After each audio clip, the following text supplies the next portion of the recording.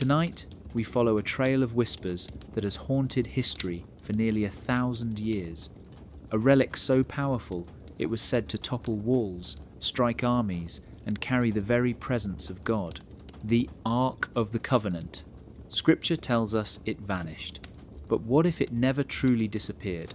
What if it was hidden, guarded, and carried across continents by men sworn to silence? The Knights Templar, warriors of the cross, shrouded in secrecy, their rise sudden, their fall brutal, their legacy scarred by accusations of heresy. Beneath their vows of poverty and devotion lies a darker question. Were they the last guardians of the Ark? Did they dig beneath the Temple Mount, find what others feared to touch, and move it in silence across seas and strongholds? The clues remain carved in stone, sealed in vaults, and etched in symbols scattered across Europe. Theories lead us from Jerusalem to Scotland, from Portugal to Ethiopia, from empty vaults to vanished fleets. Each fragment suggests not just a relic, but a role, a guardianship passed through fire and secrecy. So before you dismiss this as legend, ask yourself, if the Ark was ever found, could the truth even be revealed? Or would it be safer to bury it in silence forever? Like the video, subscribe. Because tonight we step into the mystery of the Ark and the Templars, and some relics were never meant to be seen. Close your eyes and imagine this. A golden chest glowing in the flicker of firelight, carried on the shoulders of men who walk as if every step could split the earth beneath them. Trumpets blast. Walls collapse. Armies scatter. This is not a scene from fantasy. It is the description of the Ark of the Covenant, the most mysterious relic in the entire Bible. It was said to hold the very presence of God himself, a container of stone tablets touched by fire on a mountain, a vessel so dangerous that to touch it without permission meant instant death. For centuries, the Ark was the beating heart of Israel's faith and power. Then, one day, it simply vanished. No smoke, no ruins, no trace. How can something so powerful just disappear?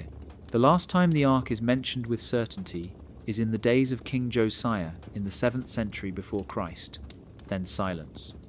The Babylonians invaded Jerusalem in 586 before Christ, tearing down the temple and dragging survivors into exile.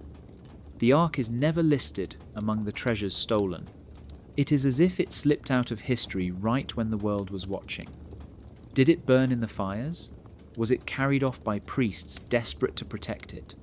Or was it hidden so well that even empires could not find it? The centuries after are filled with whispers. Some said it was taken to Babylon. Others claimed it was buried in a secret chamber beneath the Temple Mount. A few pointed south, toward Egypt and Ethiopia, where legends still speak of a glowing chest guarded by priests who never leave their posts. Every theory promises answers, but none can be proved. What matters more than the theories is the silence. It is too perfect, too final. Now pause for a moment.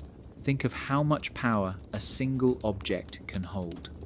Not just military power, but the power to rewrite who speaks for God. Whoever controlled the Ark controlled the story. That is why it became more than a missing relic. It became a threat. If the Ark survived, then the question is not just where it went. The question is, who might have been trusted with it? This is where the Knights Templar enter the stage. A band of warrior monks who swore vows of poverty and chastity, yet quickly became one of the most powerful organizations in medieval Europe. Their headquarters was not a castle in France or a fortress in Rome. It was the ruins of the Temple Mount in Jerusalem, the very ground where the Ark had once been kept. And they did not just live there, they dug. For nearly a decade, they tunneled beneath the sacred site. Officially, they were guarding pilgrims. Unofficially, they were searching. For what? That is the question that has haunted historians for 900 years. What if the Ark was not lost at all? What if it was guarded, moved, hidden, passed from one trusted group to another like a torch too dangerous to let fall into the wrong hands? What if the Ark's silence was never an accident, but a plan? This is the mystery older than empires. A story buried beneath stone, whispered across centuries, and still waiting for us to listen. Picture a box unlike any other, not carved from ordinary wood, but overlaid in pure gold, shining like fire under the desert sun. 2 golden cherubim spread their wings across the lid, their faces lowered in reverence. Between them, it was said, God himself would appear in a cloud of glory. This was the Ark of the Covenant. To ancient Israel, it was more than an object. It was the throne of the divine on earth. Wherever the Ark went, the presence of God was believed to follow.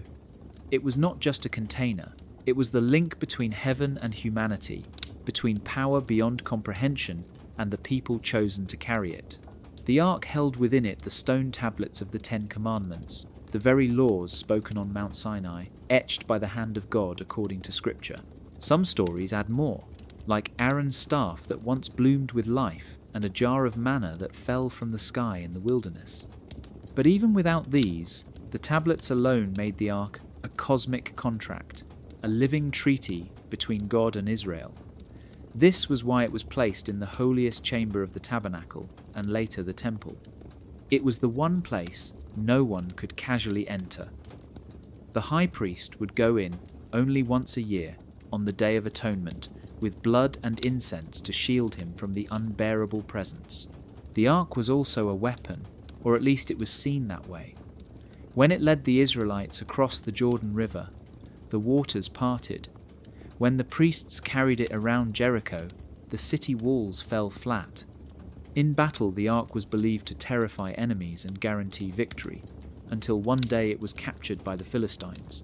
But even then, the Ark struck them with plagues and disasters until they begged to send it back. It was as if the Ark could not be owned, only obeyed. This power made the Ark more than a relic of faith. It was a symbol of legitimacy. Kings who had it could claim not only the right to rule, but the divine approval of heaven itself. To carry the Ark into war was to claim God fought on your side. To house it in your temple was to claim your city as the center of the world. That is why its disappearance was not just a loss of treasure, it was a crisis of identity and authority.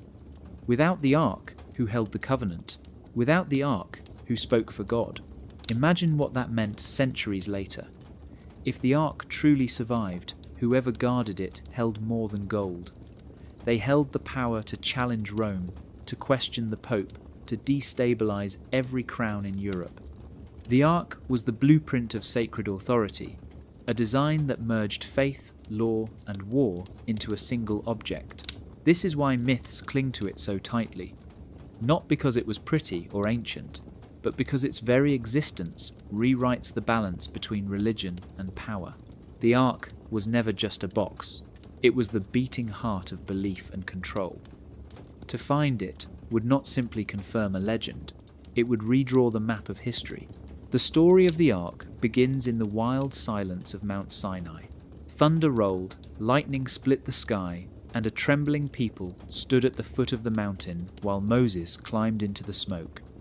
When he came down, he carried stone tablets etched with divine law. These were not placed on a shelf or locked away in a chest made by human pride.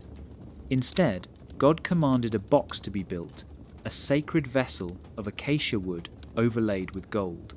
The Ark of the Covenant was born in fire and fear, a reminder that God was not distant but travelling with his people. From that point, the Ark became a constant companion of Israel's journey. In the wilderness, it rested inside the tabernacle, a portable sanctuary that moved with the tribes. Priests lifted it when the people marched, and it went ahead of them like a blazing standard of victory. When the Jordan River blocked their path, the priests carried the Ark into the water, and the river stopped flowing. When Jericho stood in their way, the Ark circled the city for 7 days, and the walls crumbled. The Ark was a weapon of faith, terrifying to enemies, but also dangerous to its own people. When a man named Uzzah touched it without permission, he fell dead instantly. This was no ordinary chest. It was treated like a living force. In the time of King David, the Ark was brought into Jerusalem with music and dancing. David built a tent for it and dreamed of a grand temple. His son Solomon fulfilled that dream, constructing a house of cedar and stone where the ark was placed in the inner chamber known as the Holy of Holies. For centuries, the ark rested there as the most sacred object in the nation. Pilgrims came from across the land, knowing that behind those golden doors lay the throne of the invisible God. Then, history shifted. The Babylonian Empire rose in power. In the year 586 before Christ, they stormed Jerusalem, tore down Solomon's temple, and carried the people into exile. The Book of Kings lists treasures stolen from the sanctuary, but the ark is missing from the list. Chronicles grows strangely silent about its fate. Prophets like Jeremiah hint that the ark would no longer be remembered, as if preparing the people for its absence. By the time a second temple was built, the ark is never mentioned as being restored. It had vanished. That silence has lasted over 2,000 years. No historian of the ancient world records its destruction. No conqueror boasts of owning it. No priest confesses to hiding it. The most powerful object of biblical history slips into nothingness, as if swallowed by time itself. And this gap, this silence, is where legends grow. Did priests hide it beneath the Temple Mount? Was it carried to Egypt or Ethiopia? Or is it sealed in some forgotten chamber, waiting for discovery? The ark's disappearance is not simply a mystery of loss. It is the crack in history where faith and speculation collide, where contradictions whisper louder than facts, and where silence becomes the loudest clue of all. Beneath the crowded streets of Jerusalem lies a maze of stone passages, some ancient, some forgotten, all cloaked in secrecy. These are the tunnels beneath the Temple Mount, a place where faith and history collide in whispers. For centuries, pilgrims have walked above them, never realizing what might rest just below their feet. Legends claim that when the Babylonians stormed the city in the year 586 before Christ, the Ark of the Covenant was not destroyed or stolen. It was hidden. Priests sworn to protect it, carried it into secret chambers beneath the temple, sealing doors behind them so perfectly that even invading armies could not find the trail. This idea has haunted Jewish, Christian, and Islamic traditions for centuries. The mount itself is sacred to all three faiths, and every stone seems to echo with stories. Rabbis of the Talmud speak of hidden vaults built by King Solomon, chambers designed specifically to safeguard treasures too holy to fall into enemy hands. Islamic tradition holds that beneath the dome of the rock lies the very foundation stone of creation, a place where heavenly and earthly worlds meet. Christian legends add their own layers, suggesting that the Ark waits below until the day it is revealed at the end of time. Archaeologists who have explored the underground have confirmed that countless passageways do exist. Some lead to cisterns carved deep into bedrock, others to blocked stairways or sealed arches that seem to promise more beyond. The Warren's Gate Tunnel, rediscovered in the 19th century, caused a surge of speculation when explorers described strange walls and chambers they could not enter. Each sealed doorway becomes a canvas for imagination. Is it a water channel or a tomb, a storage room or a vault built to hide the most dangerous relic in history? The most persistent rumour is that the Ark was lowered into one of these hidden places by priests just before the Babylonians broke through the city walls.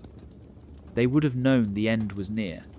They would have had days, perhaps only hours, to act. In that time, they could not carry the Ark far, but they could conceal it nearby, in the very foundations of the temple itself. Some say the Ark still rests there, its golden glow hidden behind stone, its silence guarded by centuries of rubble and faith. Modern attempts to investigate these claims have been blocked by politics and religion. The Temple Mount is one of the most sensitive sites in the world. Excavations are forbidden for fear of igniting conflict. This only deepens the mystery. If no one is allowed to dig, then no one can prove or disprove the rumours. Silence becomes evidence in itself, so the stories live on. Tourists walk the western wall tunnels and feel a shiver when guides point to sealed gates. Pilgrims pray at the mount, knowing that somewhere beneath them could lie the Ark, hidden not in myth but in stone. It is a rumour too powerful to die, because it suggests that history's greatest treasure was never lost at all, only waiting under the mount, locked in shadow, guarded by time. In the year 1119, a small band of 9 knights arrived in Jerusalem. They were not kings or princes, not even wealthy lords. They were men bound by vows of poverty, chastity, and obedience, led by Hugues de Payens, a noble from Champagne in France. Their mission, at least in public, was simple. They would protect pilgrims travelling the dangerous roads to the Holy Land. Yet from the beginning, their story carried more mystery than clarity. 9 men were hardly enough to guard a kingdom, yet they were granted extraordinary privileges by King Baldwin II of Jerusalem. The strangest gift was their headquarters. Of all the places in the city, they were given rooms within the royal palace, which itself was built upon the ruins of Solomon's temple. This location was no ordinary lodging. It was the most sacred ground in Jewish history, the very mount where the Ark of the Covenant was once kept. To the Crusaders, it was known as the Temple of Solomon, and so the knights took their name, Pauperes Commilitones, Christi Templicae Salomonici, the poor fellow soldiers of Christ and of the Temple of Solomon. The world would come to know them as the Knights Templar. For nearly a decade they lived here, a tiny order with almost no public activity. Chronicles of the time barely mention them, and yet they survived, supported by the king and endorsed by the church. Some historians find this silence suspicious. What were 9 knights really doing for 9 long years inside the ruins of the Temple Mount? Rumours say they were digging. Accounts from later centuries describe tunnels beneath the mount, sealed passages leading into the earth. Modern explorers have found evidence of these works, though whether they are ancient or medieval is still debated. The idea that the Templars spent their early years searching beneath the temple has become one of the most enduring legends of the order. If the Ark had been hidden there centuries earlier, who better than devoted warrior monks to seek it out? Their choice of headquarters also gave them symbolic power. By aligning themselves with Solomon's temple, they connected their identity to the deepest roots of biblical history. They were not just soldiers of Christ. They were guardians of the very place where heaven and earth had once touched. Whether or not they found anything beneath the stones, they positioned themselves as heirs to a sacred tradition. By the time their order was officially recognized by the Church at the Council of Troyes in the year 1129, the Templars had already wrapped themselves in an aura of secrecy and sanctity. They were no longer just 9 obscure knights. They were custodians of a mystery born under the shadow of the Temple Mount. And so the question lingers. Did the Templars choose the Temple Mount for convenience, or were they chosen for something far greater? Were they simply protecting pilgrims, or were they the first guardians of a secret buried since the fall of Jerusalem? The silence of those 9 years may be the most telling clue of all. For 9 long years, the Templars lived on the Temple Mount, and though their official duty was to protect pilgrims from robbers and raiders, very little evidence exists of them patrolling the roads. Instead, whispers grew that their real work was not above ground at all, but below it. Chronicles from centuries later speak of strange tunnels discovered beneath the mount, some cut deep into the bedrock, others branching off into sealed chambers no one had entered in memory. When modern explorers walked these same spaces, they found traces of passageways that appeared to have been cleared or reinforced in the medieval period, as if a determined effort had been made to explore the hidden underworld of the temple itself. What could 9 knights have been searching for? The most obvious answer is treasure, the kind looted during the Babylonian siege centuries earlier. Gold, silver, sacred vessels, and perhaps above all, the Ark of the Covenant. The Book of Maccabees hints that Jeremiah once hid the Ark in a secret cave. Rabbinic stories describe Solomon building concealed rooms for the holiest objects. If even fragments of this tradition were known in the 12th century, The Templars may have believed the Ark was still buried somewhere beneath the ruins, waiting for discovery. But there is another possibility. They may not have been looking for an object at all, but for knowledge. Lost scrolls, ancient genealogies, or maps of sacred geometry could have been as valuable as gold. The temple was not just a place of worship. It was a cosmic blueprint, a structure believed to mirror heavenly order. To uncover documents that revealed its secrets would have given the Templars a power far beyond weapons. It would have placed them in possession of knowledge that both church and crown might have feared. The strange part is how their public image contrasts with these hidden labours. Outwardly, they were poor monks living under vows of poverty, their armour plain, their lives austere. Inwardly, if the rumours are true, they were delving into secrets buried for half a millennium. This gap between appearance and action is one reason the Templars have always attracted suspicion. Were they serving Christ, or serving a mystery older than Christianity itself? By the end of their years of digging, the Templars emerged transformed. Though still few in number, they suddenly carried immense influence. Nobles donated land to them. The church gave them privileges no other order enjoyed. They became wealthy and respected almost overnight. Some suggest this meteoric rise was the reward for what they found under the mount. Perhaps they uncovered relics or records so valuable that they gained leverage over kings and popes. What we know for certain is that after 9 silent years, the Templars stepped into the light of history with an aura of hidden authority. Whatever they unearthed, it was enough to turn obscure knights into one of the most powerful orders of the Middle Ages. And in the silence of those tunnels, sealed away from witnesses, the line between myth and truth remains buried, waiting. The mystery of the Templars, digging beneath the Temple Mount, leaves us with a fork in the story. Were they searching for the Ark itself, or were they seeking something even more elusive, the records that revealed where it had gone? The difference may sound small, but it changes everything. If they uncovered the Ark in its full golden glory, then they held the most dangerous relic in biblical history, a weapon and a throne of divine presence. But if they found only scrolls, maps, or coded records, then what they held was knowledge, and knowledge can be just as powerful as the object itself. Imagine the Ark lying untouched in a chamber beneath the stones of Jerusalem. To recover, it would have given the Templars a tangible prize, something they could carry, display, and even use to bend kings to their will. Yet would that have been possible? The Ark was not a trinket to parade before crowds. It was said to strike down the unworthy, to burn with a presence no human could endure for long. If they did find it, perhaps they realized that the burden of custody was too great. Better to move it in silence, away from the eyes of the world, than to risk drawing the wrath of both heaven and empire. On the other hand, if what they found were ancient records, the outcome is just as explosive. Scrolls describing the Ark's last resting place could give them authority over those who longed to possess it. A genealogy connecting it to ancient kings could reshape the claims of dynasties. A hidden gospel or set of laws could challenge the church itself. In the Middle Ages, documents carried weight like weapons. Knowledge was control. A secret written in ink could topple as many thrones as an army of knights. This is why the question matters.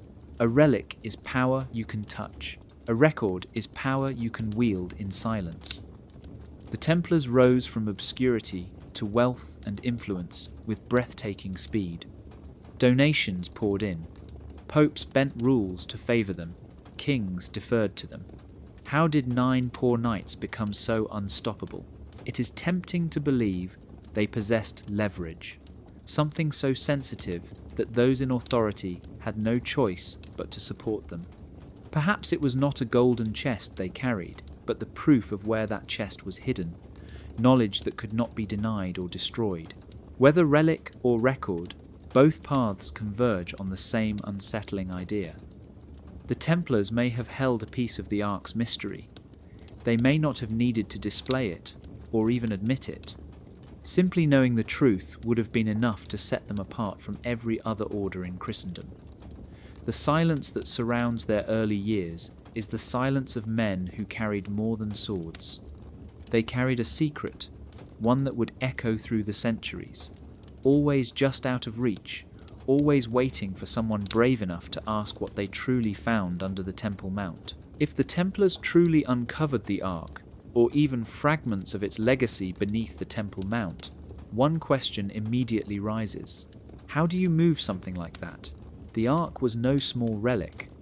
The biblical description alone paints a picture of a chest overlaid with gold, carried on poles because to touch it was to invite death. Even if it was hidden in a sealed chamber, extracting it would have required planning, secrecy, and absolute trust among those involved. Picture the scene in the 12th century. A group of knights in white mantles slipping into tunnels at night, torchlight flickering on carved stone. If they found the Ark, they could not simply carry it up to the surface in front of Jerusalem's crowds. Every eye in the city would have noticed. Every rival power would have claimed it. The only way to move it was in silence, concealed in plain sight. Perhaps they disguised it as a coffin, carried under the pretense of burying a fallen brother. Perhaps they broke it down into parts, removing the sacred contents and hiding them within crates of stone or wood. The goal would not be display. The goal would be disappearance. From Jerusalem, the next challenge was transport. The city was contested, vulnerable to siege, and always under the watch of rival empires. If the Ark remained there, it risked discovery. The Templars had outposts across the Holy Land and beyond. They could have moved it piece by piece, blending sacred cargo with supplies of grain, weapons, or textiles. The Mediterranean was their highway, dotted with ports they controlled or trusted. Acre, Cyprus, and later La Rochelle in France were all safe harbours for goods too valuable to name. We also must consider weight.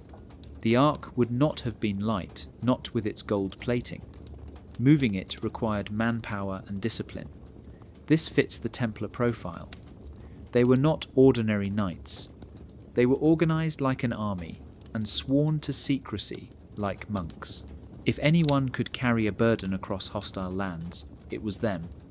And if the stories are true, they had more than strength. They had faith, the conviction that they were serving a divine mission greater than themselves. Where did it go? Some say it travelled to Europe, hidden in castles and monasteries. Others believe it never left the region, buried in the deserts of Judea or sealed in a coastal fortress. Still, others suggest it was carried further, to Scotland, to Portugal, even across the sea. The only certainty is that it was never shown, never flaunted. If the Ark was indeed found, it became a secret treasure, not a trophy. The logistics of moving it reveal something deeper. The Ark was not just a relic, it was a responsibility. To carry it meant to guard not only an object, but an idea, the idea that God's presence still walked with humanity. To move it was to protect that idea from the eyes of kings and popes who might misuse it. And so, if the Templars moved the Ark, they also moved history itself, shifting its weight into silence, where it has remained ever since. Walk through any ruined Templar fortress, and you will see symbols carved into stone or pressed into wax seals. To most, they look like decoration, simple marks of an order long gone. But to those who study the silence of history, they appear as something more, a hidden language left behind by men sworn to secrecy. The cross pate, for example, with its flared arms, became the most recognizable Templar emblem. It stood for Christ, for sacrifice, for holy war. Yet some believe its shape also hid another meaning. The 4 points marking directions, a compass, rose for those who needed to follow secret routes. It was not only a badge of faith, but a signpost for those who knew how to read it. The famous seal of the order shows 2 knights riding on a single horse. Officially, it symbolized their vow of poverty, sharing what little they had. But this image of 2 riders has stirred endless speculation. Could it represent dual guardianship, 2 men carrying one burden? Could it echo the Ark itself, always carried by pairs of priests on poles. The seal may have been a reminder that their mission was not about wealth or war, but about protecting something too great for a single man to bear. Circles also appear again and again in Templar design, sometimes in windows, sometimes in floor patterns, sometimes hidden in manuscripts. Circles represent eternity, unity, and perfection. But combined with other symbols, they may have been maps. A circle divided into sections could show directions or alignments with stars, or mark the passage of time. Some Templar churches were built not in the traditional cross shape, but in octagons, 8-sided structures modelled after the dome of the rock on the Temple Mount. To the world, they were unusual but beautiful chapels. To the Templars, they may have been silent markers, reminders of the place where their mission began, and perhaps of what they had once uncovered beneath it. Even their choice of architecture carries layers of meaning. Spiral staircases, geometric tiling, and hidden inscriptions can be found in buildings that once belonged to the Order. The patterns often match sacred numbers: 3 for the Trinity, 7 for divine perfection, 12 for the tribes of Israel. These details may seem like decoration, but they whisper of purpose, of men encoding messages into the very walls they built. If their mission included guarding a relic as dangerous as the Ark, it makes sense that they would weave reminders of it into their daily surroundings. What makes these symbols so haunting is that they survived long after the Order was destroyed. Seals were broken, castles fell, yet the crosses and octagons remain, carved too deeply to erase.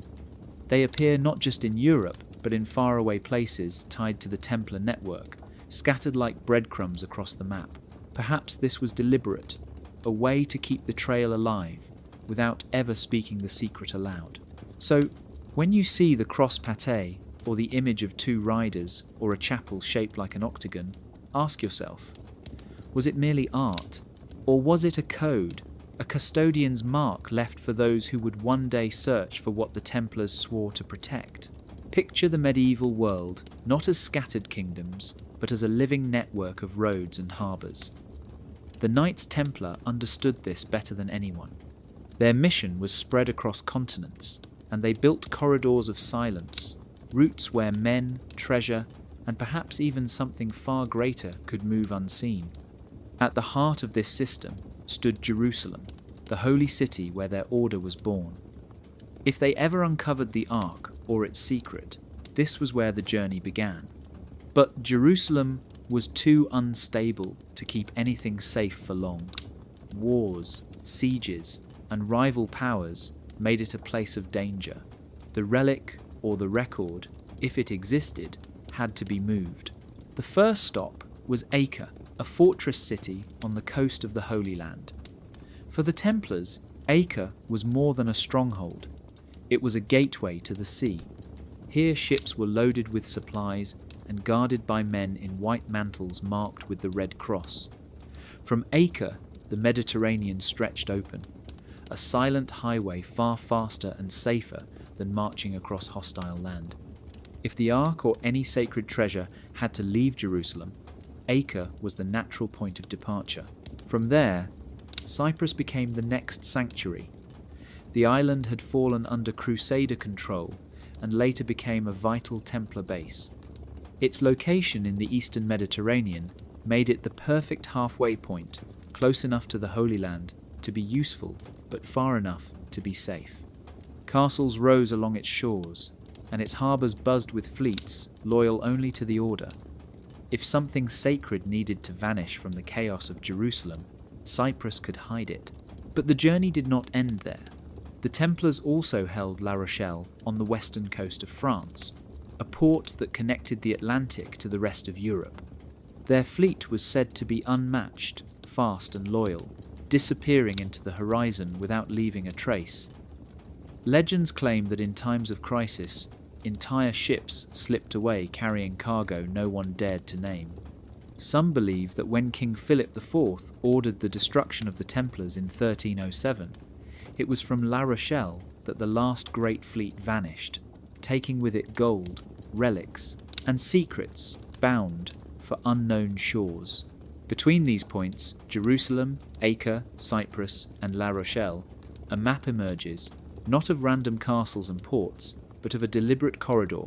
Along these routes, the Templars could move anything, from pilgrims to armies to something that could reshape the world.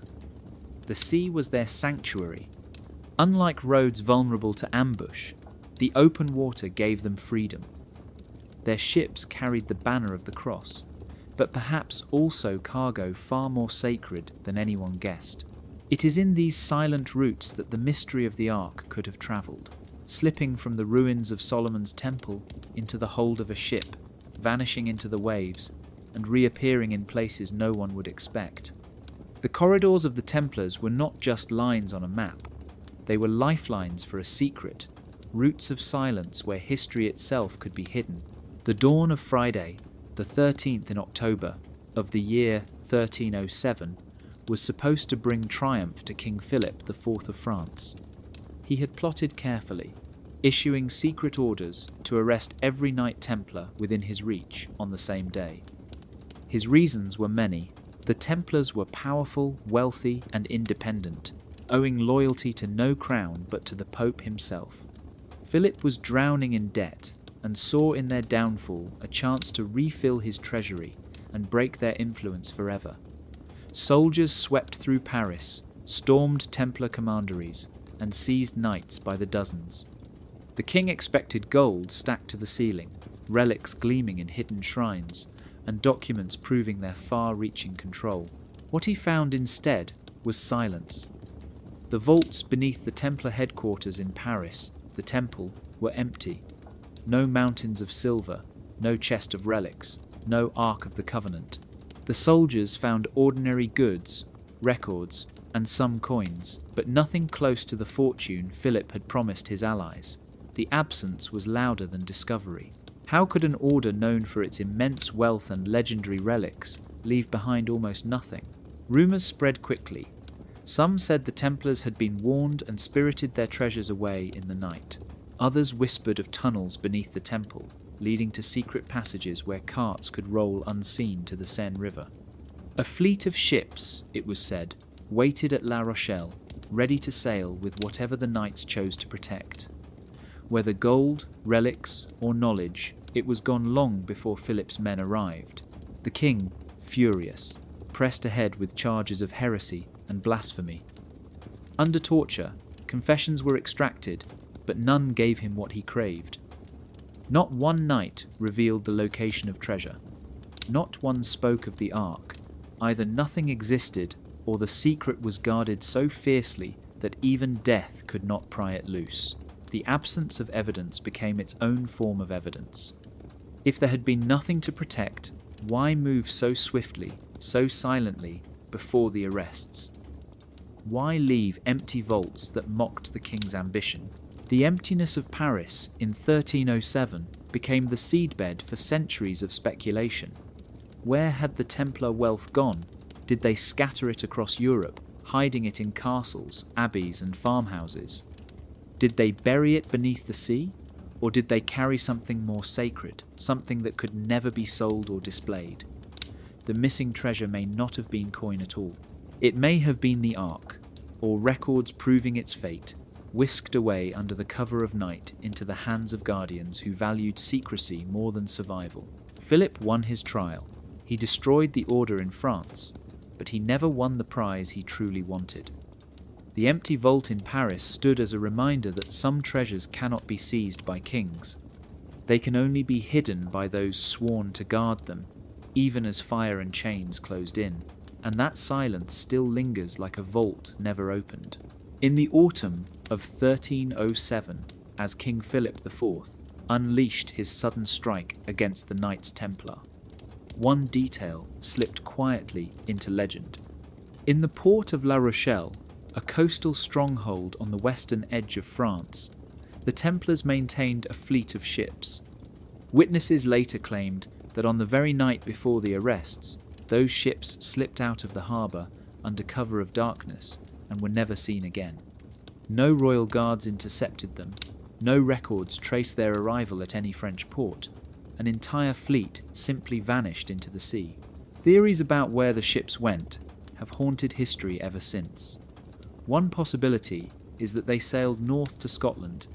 At the time, Scotland was in open conflict with England, and the Templars, outlawed in France, may have found refuge among Scottish clans, defiant of papal and royal power.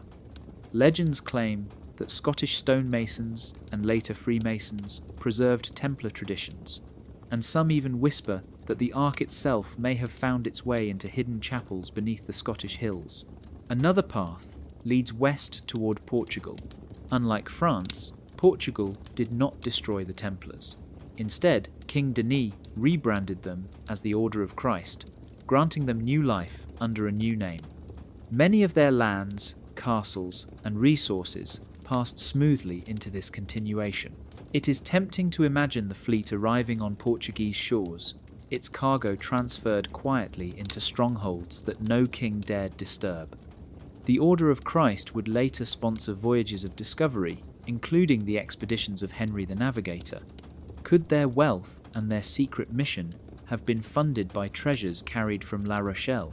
Some tales stretch even further. They suggest that the fleet crossed the Atlantic centuries before Columbus, carrying relics and knowledge to unknown shores.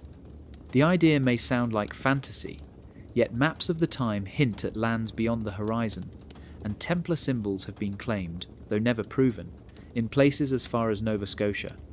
If true, the Ark or its records could have been spirited away to a world untouched by European crowns, safe from the reach of kings. What makes the Vanishing fleet so compelling is the timing. The Templars could not have known of Philip's mass arrest months in advance, yet they seemed ready. Ships were supplied, crews prepared, routes chosen. This suggests planning, as if they had always expected betrayal and designed an escape. The emptiness of the Paris vaults and the disappearance of the fleet are two halves of the same puzzle. Whatever the king sought was gone, and the ships were the key to its escape. Whether north to Scotland, west to Portugal, or beyond, the fleet of La Rochelle carried more than knights. It carried silence, a silence that mocked Philip's ambition and fed centuries of speculation.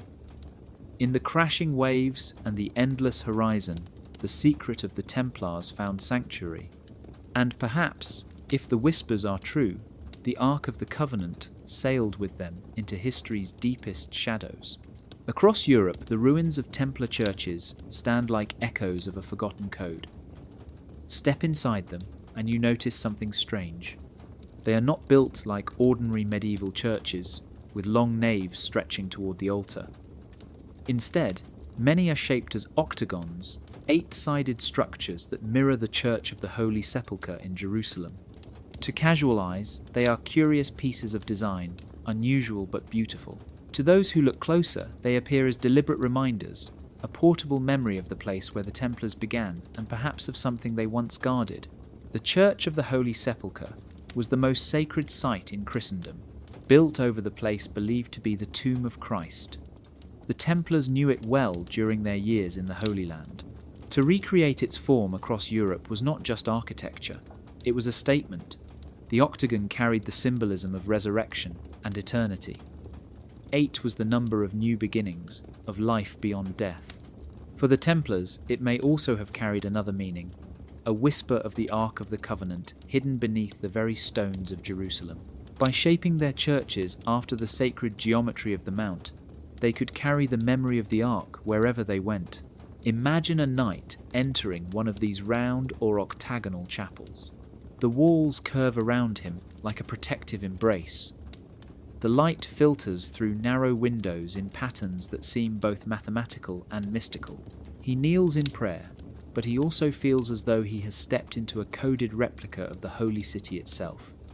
If the Ark had once been under their care, these spaces could serve as symbolic containers, portable sanctuaries for a relic too dangerous to reveal.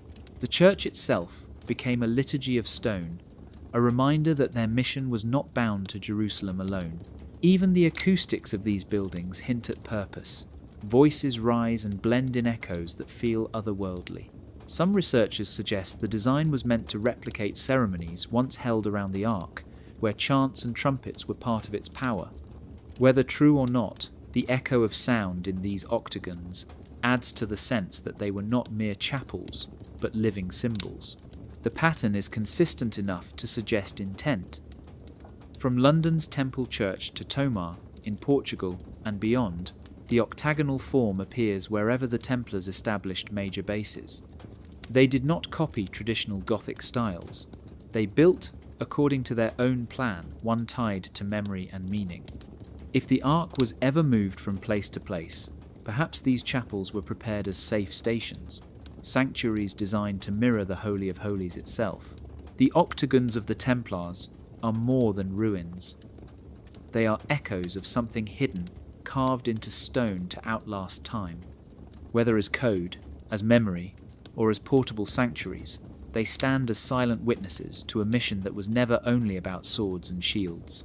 It was about guarding something eternal, something that could never be spoken aloud, but could always be built into the very walls of faith. When the Templars were crushed in France in the year 1307, their story might have ended in fire and chains, but in Portugal the tale took a different turn. King Denis of Portugal, known as the Farmer King, chose not to destroy the order outright. Instead, he transformed it. In the year 1314, he founded a new order called the Order of Christ. Its knights, many of them former Templars, took on fresh names and symbols, but their lands, castles, and missions passed almost seamlessly from the old order to the new. It was as if the Templars had shed their skin and emerged reborn in a new habit, safe from the wrath of kings and popes. The continuity is striking. The Red Cross remained, altered slightly in design but still recognizable. Their stronghold in Tomar, a castle with a mysterious round chapel, became the headquarters of the new order. Documents show that many Templar properties were simply handed over. Even the same men continued to serve, their vows unchanged, their lives still bound to discipline and secrecy.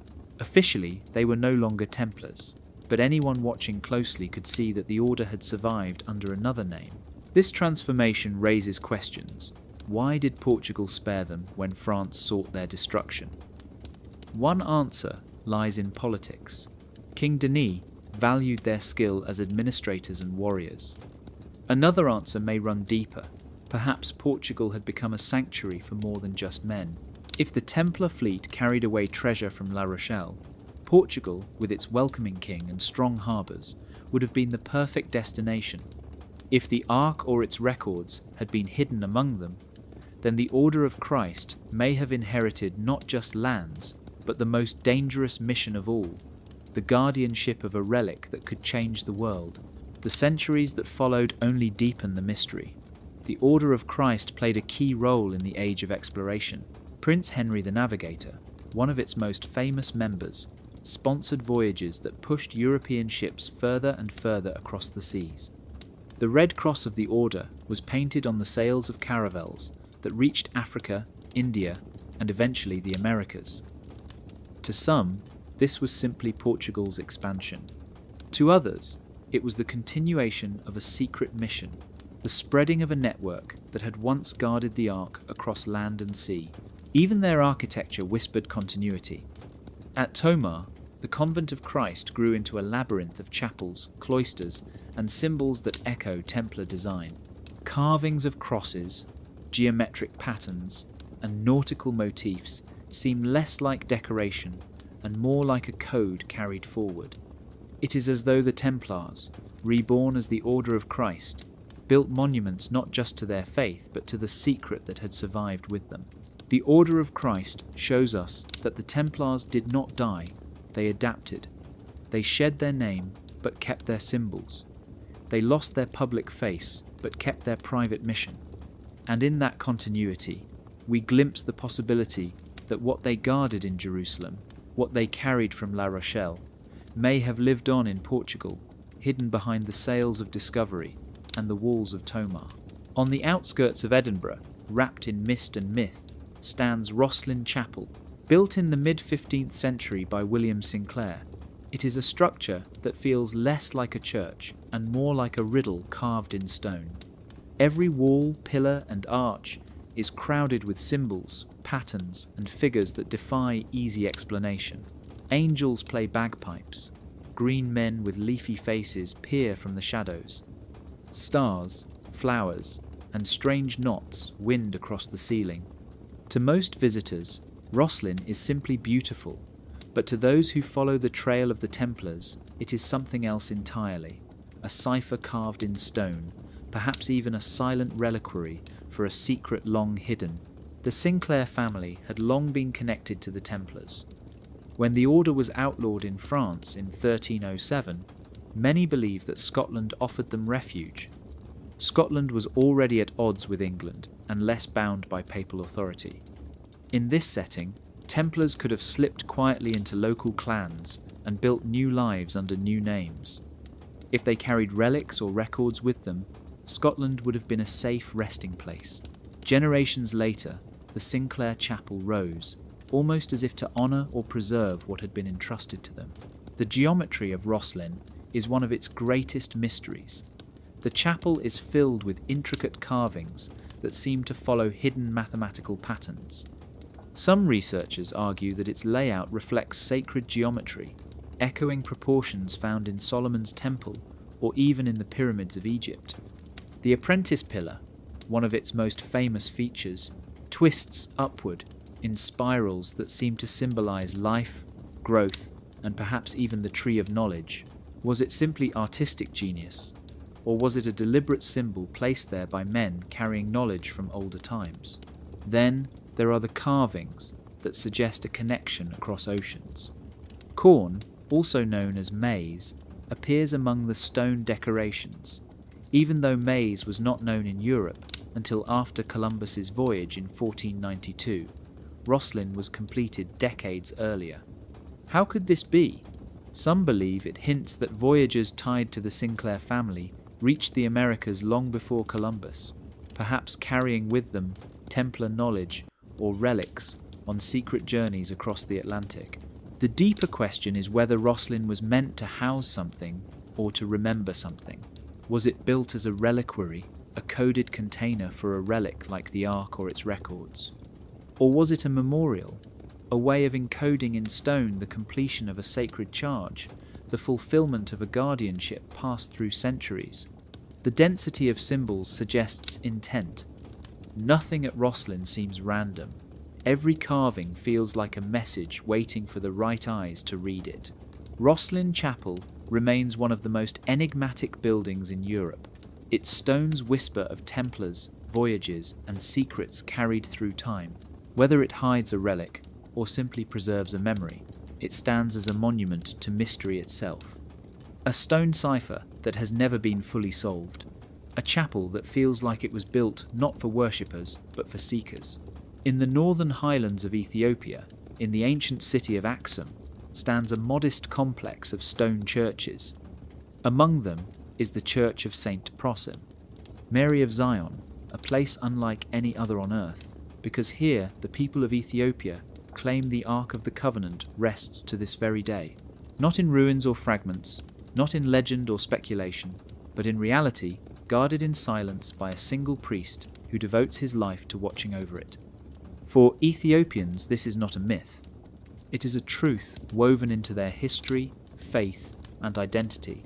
The tradition traces back to the story of Menelik I, said to be the son of King Solomon of Israel and the Queen of Sheba. According to Ethiopian chronicles, Menelik travelled to Jerusalem as a young man and returned to Axum carrying the ark itself. Some versions of the tale say he took it with Solomon's blessing. Others say it was taken in secret, swapped for a replica so the priests of Jerusalem would not realize it was gone. Whatever the details, the belief in Ethiopia is firm. The ark came to their land and has never left. At the heart of the Church of St. Mary of Zion is a small chapel, simple on the outside, but treated as the holiest place in the country. Only one guardian is allowed to see the relic inside, chosen for life and forbidden to leave the compound until his death. He does not speak of what he sees. He does not allow anyone else inside. His silence is the only testimony, and it has endured unbroken for generations. Pilgrims gather outside, praying and singing, but none are permitted to look. Western explorers who have visited Axum describe a powerful sense of mystery. Some report that the guardian priest spoke of a golden chest so radiant it could not be touched. Others dismiss the claim, suggesting that the ark is symbolic, or that a different object sits inside the chapel. Yet, the devotion of the Ethiopian people makes it hard to dismiss entirely. Festivals like Timkat, celebrated each January, reenact the carrying of the ark, with replicas paraded through the streets in vibrant procession. To outsiders, they are symbols. To Ethiopians, they are reflections of a reality guarded in silence. The idea that the ark might rest in Ethiopia challenges the European focus on Templar legends. It suggests that the ark did not remain beneath the Temple Mount, or sail away with fleets, but travelled south long before the Middle Ages. If true, then the Templars may not have been guardians of the relic itself, but seekers of a truth already carried beyond their reach. Still, the secrecy of Axum leaves room for doubt, and in that doubt, speculation thrives. Whether or not the ark lies in the chapel of St. Mary of Zion, Ethiopia's claim has endured for centuries without wavering. It is a reminder that the ark's story does not belong to one people or one land. It is a story that crosses borders, carried in faith, hidden in silence, and always waiting for revelation. Two rivers run through the story of the Ark of the Covenant, flowing side by side, yet never fully merging. One leads to Ethiopia, where the Ark is said to rest today under the lifelong watch of a guardian priest in the city of Axum. The other winds through Europe, where the Knights Templar are believed to have uncovered, carried, or concealed it during the turmoil of the Middle Ages. For centuries, these traditions have seemed to compete with each other, as if only one can be true. But what if they are not rivals at all? What if both hold fragments of the truth, separated by time and circumstance? The Ethiopian tradition claims that the ark was carried to Axum by Menelik I, the son of King Solomon and the Queen of Sheba, nearly 1,000 years before Christ. If so, then the ark would have been long gone from Jerusalem when the Babylonians stormed the temple in the year 586 before Christ. This would explain why no record of its capture exists. It was never there to be taken. The ark, according to this story, had already travelled south, hidden safely in Ethiopia, where it has remained ever since. The Templar tradition, by contrast, begins much later. In the 12th century, 9 knights made the Temple Mount their headquarters and spent years tunnelling beneath its ruins. Rumours claim they uncovered hidden relics or records pointing to the ark's fate. But if the ark had already been in Ethiopia for over a millennium, what exactly did they find? Perhaps it was not the ark itself, but documents confirming its journey, scrolls or maps, proving that the sacred chest had been carried away to Africa. If that was the case, then the Templars were not guardians of the ark, but guardians of its secret, custodians of knowledge that could shatter or reshape the authority of church and crown. Another possibility is more daring. Could the ark have moved more than once? What if Ethiopia was indeed its resting place for centuries, but during the chaos of crusades and shifting empires, it was taken or loaned or entrusted to others? Some Ethiopian legends themselves hint at moments when the ark left its sanctuary and later returned. In that fluid history, there might have been windows where the Templars, or those connected to them, could have encountered it directly. This is why the traditions feel less like contradictions and more like forks of a single river.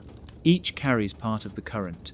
Ethiopia preserves the claim of physical custody, a relic hidden in plain sight under the silence of faith. The Templars preserve the claim of hidden knowledge, a trail of symbols and secrecy that suggests they touched the ark's story in their own way. Both lines together create a broader picture, one in which the ark is not a static relic, but a moving presence, carried across lands, guarded by different peoples, always hidden but never forgotten. The truth may never be settled, but perhaps that is the point. The ark's power lies not only in where it rests, but in how its story flows, branching into rivers of tradition that remind us that some mysteries are too vast to belong to one nation or one order alone. In the Middle Ages, relics were not only venerated, they were duplicated. Churches claimed to hold bones of the same saint in different corners of Europe. Fragments of the true cross appeared in numbers far greater than one tree could have produced, and holy shrouds multiplied across regions. This practice was not always fraud. Often it was devotion, a way of spreading the presence of the sacred by creating replicas that carried symbolic power even if they were not the original. In the case of the Ark of the Covenant, the stakes were even higher.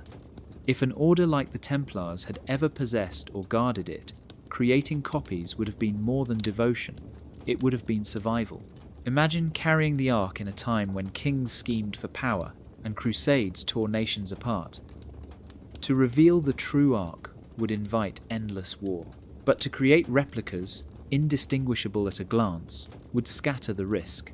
One caravan might move north, another west, each bearing a chest, gilded and adorned to look convincing. Which one carried the real presence, and which were decoys? Even determined pursuers would be forced to split their efforts, never sure if they were chasing the relic or a clever imitation. This strategy mirrors the way medieval armies used banners and standards. By multiplying symbols of command, they confused enemies and shielded the true leaders. The Ark, more than any relic, demanded this kind of protection. A single guardian could be betrayed or overpowered. A single hiding place could be uncovered. But if the Ark existed in several forms, the truth became a labyrinth no one could walk without getting lost. Some accounts even suggest that replicas were used in ritual. If the Ark carried divine presence so powerful that it struck down the unworthy, then perhaps guardians avoided direct contact by using stand-ins for ceremonies. A replica could be carried in procession, prayed before, or displayed without risking the danger of exposing the real one. In this way, the faithful could still feel connected to the holy, without touching its raw and terrifying force. The Ethiopian tradition itself hints at this. During the festival of Timkat, replicas of the Ark, known as tabots, are carried through the streets in joyful parades. They are not seen as fakes, but as living symbols of the original. Each tabot channels the sanctity of the Ark, reminding the people that the covenant still walks among them. The idea that copies could preserve presence as well as protection was deeply ingrained in the medieval mind. So, if the Templars ever guarded the Ark, it is not impossible that they multiplied it. Some replicas may have been decoys meant to shield the real one. Others may have been vessels for ritual use. Over time, the replicas themselves could have become revered, blurring the line between symbol and reality. The question then is not just where the Ark went, but how many Arks there may have been, scattered like sparks of a fire too bright to extinguish. The Ark of the Covenant has always carried a paradox. For the Church, it represented the most direct link to God, a relic so holy that it confirmed the reality of divine presence. Yet for that very reason, it was also a danger. The medieval Church built its power on sacraments, on the belief that grace flowed through priests and bishops, through rituals overseen and authorized by Rome. If the Ark appeared in the world, its power could not be contained by papal decree or theological argument. It would bypass the hierarchy entirely. Who would kneel before a bishop when the throne of God's presence itself stood before them? This tension between relic and doctrine shaped centuries of policy. The Church venerated relics, but it also controlled them. Bones of saints were authenticated, approved, and locked behind altars. Pilgrimages to shrines were encouraged because they strengthened devotion and filled coffers. But a relic like the Ark was of a different order altogether. Its presence could not be managed by permission slips or reliquaries. It was not symbolic. According to Scripture, it struck down armies, parted rivers, and burned with holy fire. To release it into the medieval world would be to set a torch to the carefully built structures of sacramental authority. This may explain why silence surrounds the Ark in official records. If the Church knew of its fate, it had every reason to suppress it. An Ark in the hands of the Templars would have made them more than a military order. It would have made them rivals to Rome itself. The Pope could bless kings, but the Ark could crown them. The Pope could excommunicate, but the Ark could destroy. No hierarchy could survive the presence of a relic that made doctrine seem redundant. At the same time, the Church needed the idea of the Ark. Its memory in Scripture was too central to ignore. Sermons invoked it as proof of God's covenant. Altars were described as echoes of it, tabernacles as reflections of its presence. In this way, the Ark was spiritualized, turned into a symbol rather than a reality. By shifting it from relic to metaphor, the Church could embrace its meaning without facing the danger of its actual existence. But the risk was always there. What if someone found it? What if a rival order revealed it and used its presence to challenge Rome? That fear may have fueled the Church's persecution of groups rumoured to carry secret knowledge. From the Templars to the Cathars, to allow even the whisper of an Ark outside its control was too dangerous. Better to burn heretics, destroy orders, and bury archives than to risk the eruption of a relic that could undo centuries of authority. Fire and doctrine worked hand in hand. Doctrine centralized power, and fire erased threats.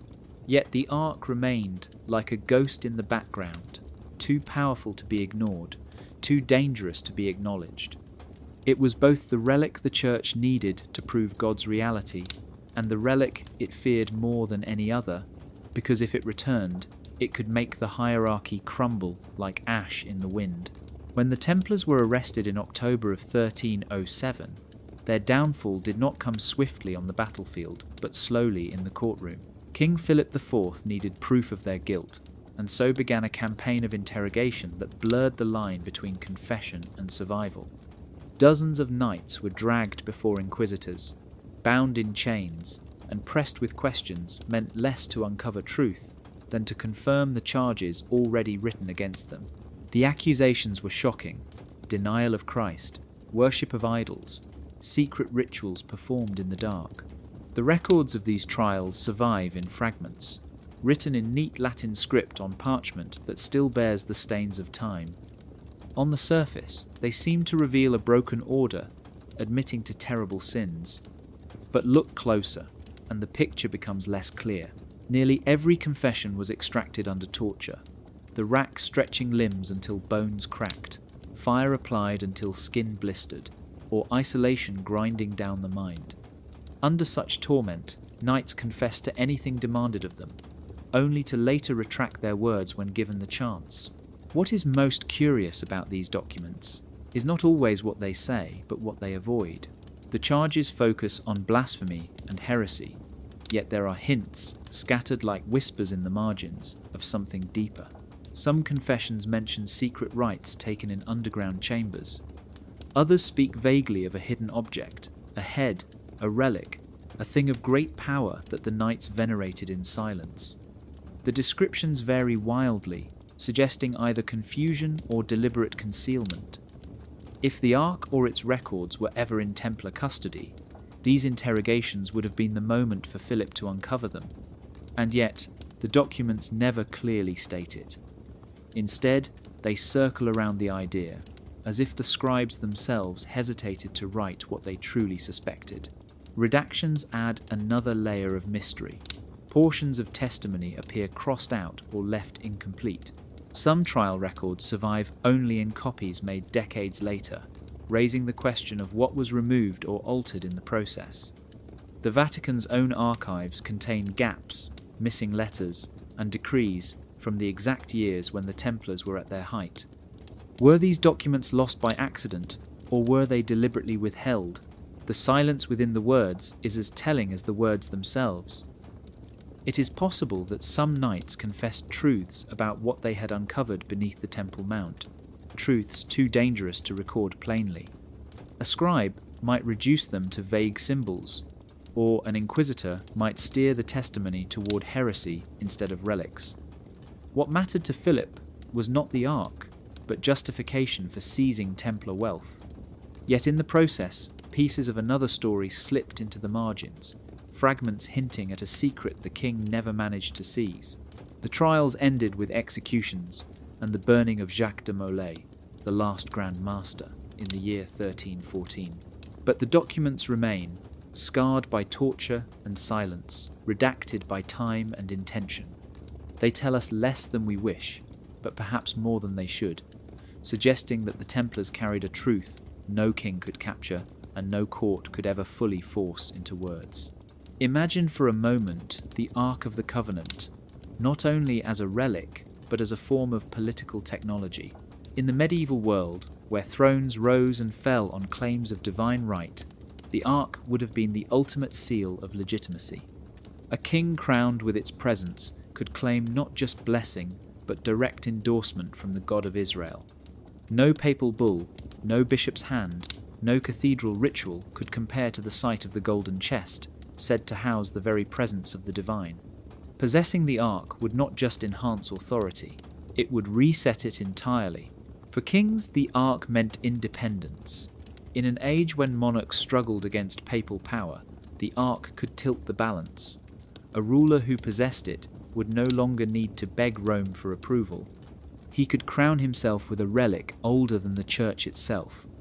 Imagine Philip IV of France, desperate for wealth and legitimacy, parading the Ark through Paris. His authority would have soared beyond any rival. The same applies to Crusader lords who fought over the Holy Land. Whoever carried the Ark could claim to be more than a warlord. He could claim to be chosen, destined to lead a new Israel in the heart of Christendom. For the papacy, the Ark was both temptation and terror. On one hand, it offered proof that Scripture was true, that God's covenant was real, a relic that could silence skeptics and inspire pilgrims from across the world. On the other hand, it threatened to bypass the entire sacramental system. Why kneel for the bread and wine at the altar if God's throne was visible before you? Why depend on the priesthood if the Ark radiated holiness without them? It was a relic too powerful for the papacy to ignore, and too dangerous for it to allow in anyone else's hands. For crusades, the Ark could transform purpose. The first crusaders marched to reclaim Jerusalem, but if the Ark were rediscovered, the aim would shift from conquest to possession. Wars would no longer be about cities or shrines, but about who controlled the relic. Armies would march, not under banners alone, but in the shadow of something believed to strike down enemies with fire. The idea of carrying the Ark into battle was not far from the minds of medieval soldiers who read scripture of Israel's victories with awe. This is the alchemy of authority. The Ark turned theology into politics, faith into leverage, relic into throne. It explains why whispers of its discovery were enough to elevate the Templars from a handful of knights to the most powerful order of their time. It explains why kings and popes alike circled them with suspicion, and why their downfall was written in fire. To possess the Ark was to hold a weapon that could not be matched, not by armies, not by councils, not by crowns. And so it remained hidden, for to reveal it would have undone the delicate balance of power and set the medieval world ablaze.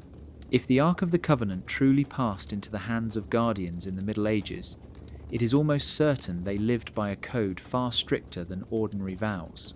This would not have been a simple promise of loyalty or chastity. It would have been an oath bound by the belief that their souls themselves hung in the balance. Imagine a rulebook written not on paper but etched into memory, handed from one generation of guardians to the next. Its words would never be written down because parchment can be stolen and libraries can burn. Instead, the oath lived in silence, in ritual, in the weight of eyes, meeting as hands were placed on the hilt of a sword or on the stone of an altar. The first rule would have been secrecy. To speak openly of the Ark would be to invite not only enemies, but curiosity. And curiosity can be just as deadly. Guardians may have been required to deny its existence if questioned, even under pain of death. Their silence was the first and strongest line of defense. The second rule would have been mobility. The Ark could never remain in one place too long, especially if rumours began to spread. A hidden chamber was safe for a season, but not forever.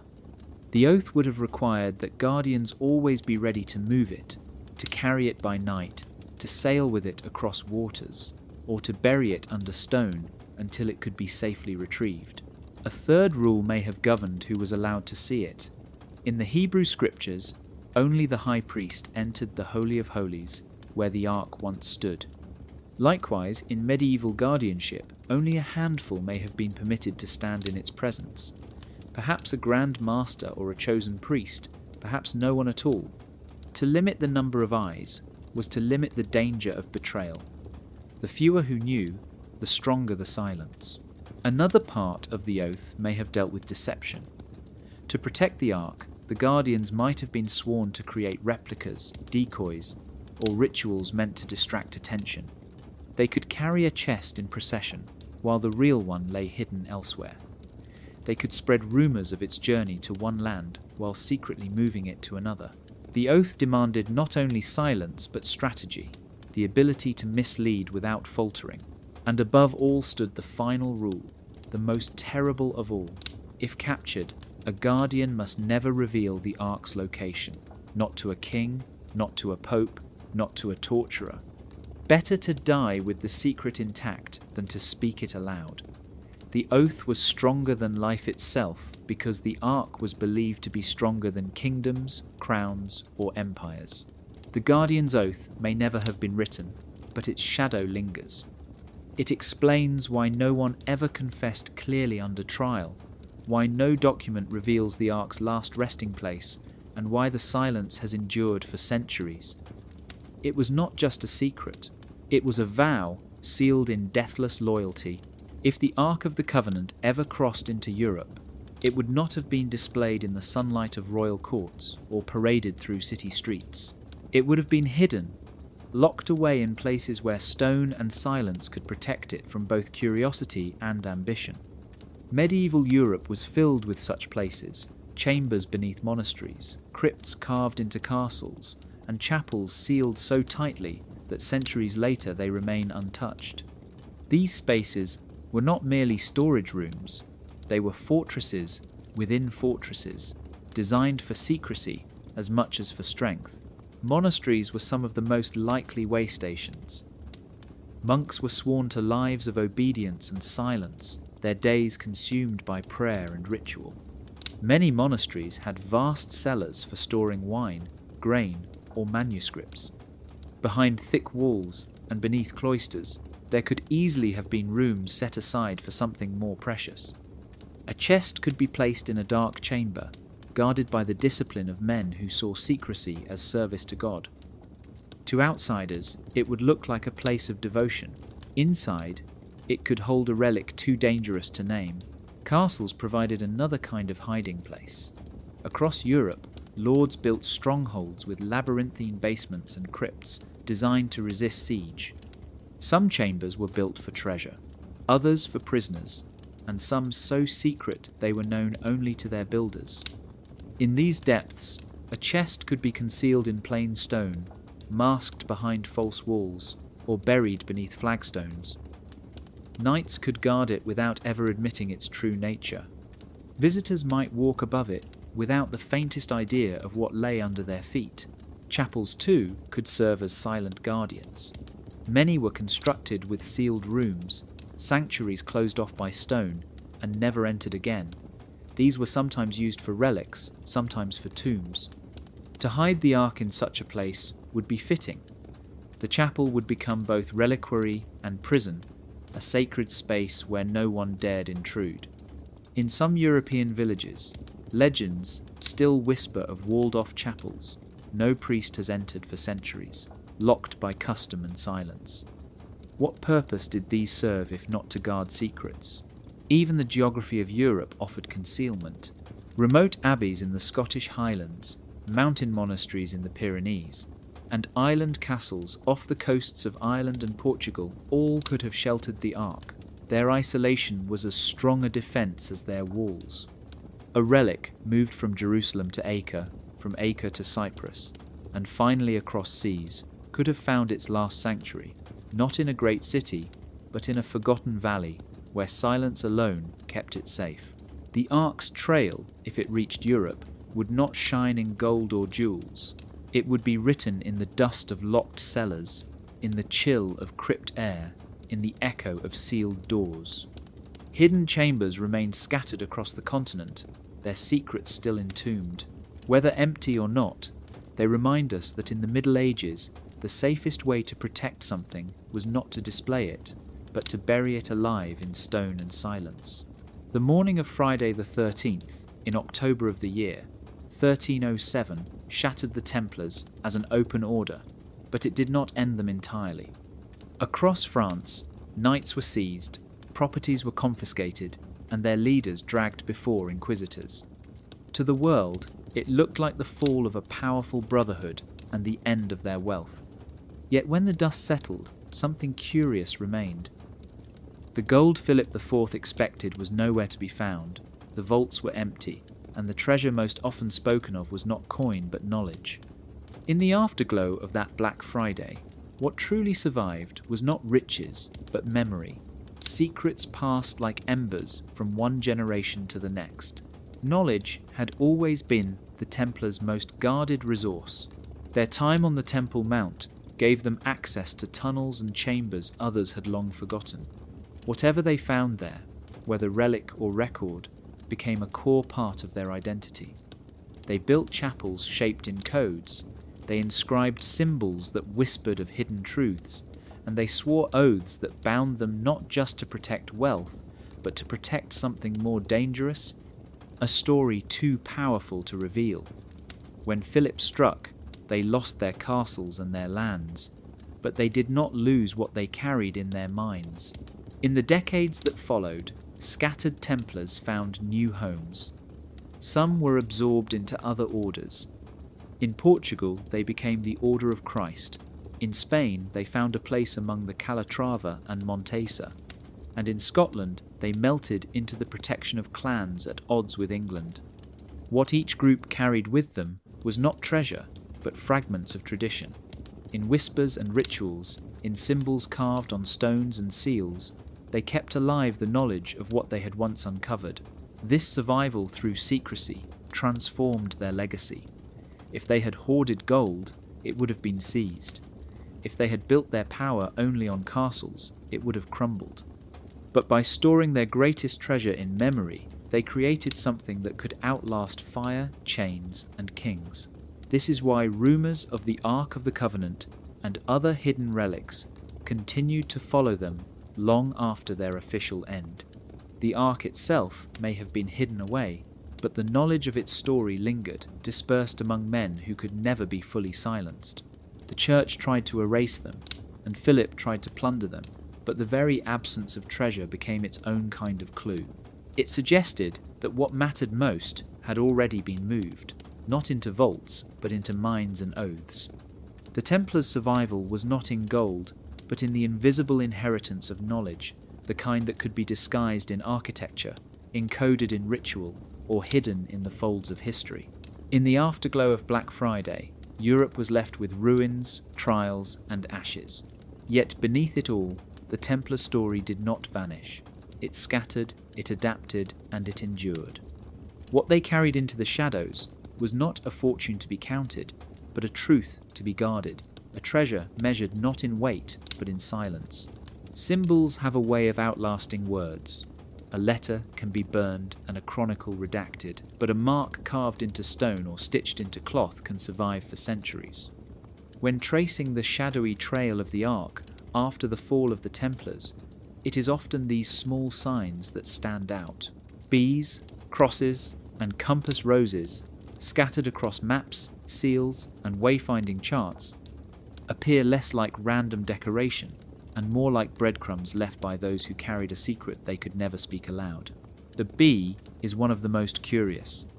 In medieval heraldry, bees were rare, yet they appear linked to certain noble families said to have harboured fugitive Templars.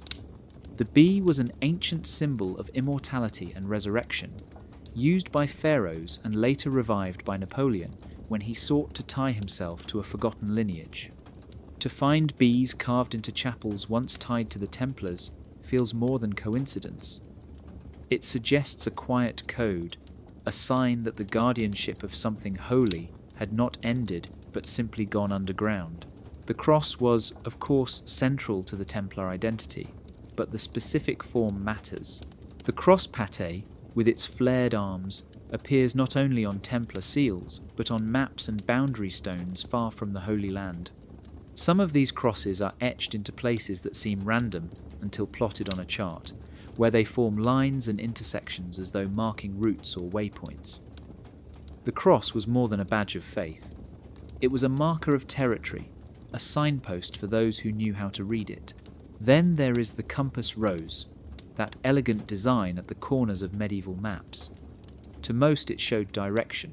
To a trained eye, it could do more. Compass roses in certain Templar-linked charts contain odd flourishes, extra petals, or hidden initials. When compared across different maps, these peculiar designs seem to form a pattern, as if pointing not just to north or south, but to places of significance. Harbours where ships might dock, or monasteries where something precious might be stored. A compass rose could be both guide and code, revealing to insiders what outsiders would dismiss as artistic flair.